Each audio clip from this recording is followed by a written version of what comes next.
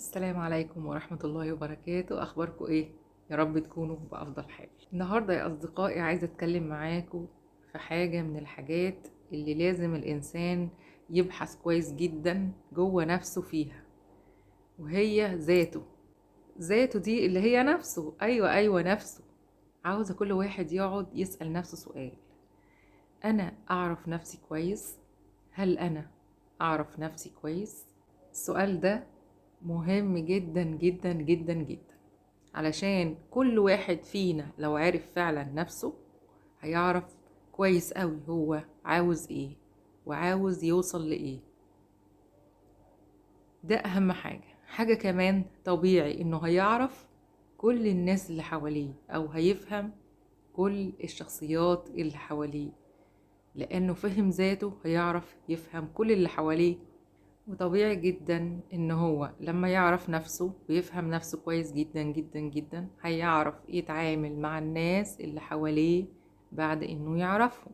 يعني يفهم الانسان نفسه هيفهم كل اللي حواليه وهيعرف يتعامل مع كل الناس اللي حواليه. ساعتها هيكتشف ان في ناس حواليه كتير مش فاهمين نفسهم ومش عارفين ذاتهم هم ايه، هم عبارة عن ايه، وهم عاوزين ايه، عاوزين يوصلوا لايه. ومن هنا أنا جاية أعلن عن مهارة من المهارات، وهي إزاي إن أنت تعرف نفسك، وإزاي تعرف كل الناس اللي حواليك، وإزاي تتعامل معاهم، وإزاي تكسبهم، وإزاي تفهمهم. المهارة ديت إن شاء الله اللي حابب يشترك فيها يتواصل معايا عن طريق الواتساب. أنا سايبة لينك الواتساب في الفيديو.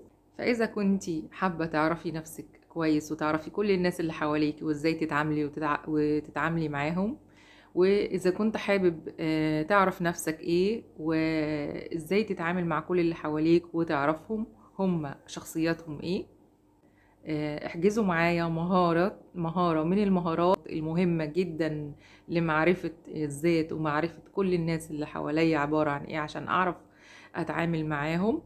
وهي مهارة مهمة جدا جدا جدا للتعامل. نعرف انماط شخصية كل الناس اللي حوالينا وازاي ان احنا نتعامل معاها. لحجز المهارة هتلاقوا لينك الواتساب على الفيديو.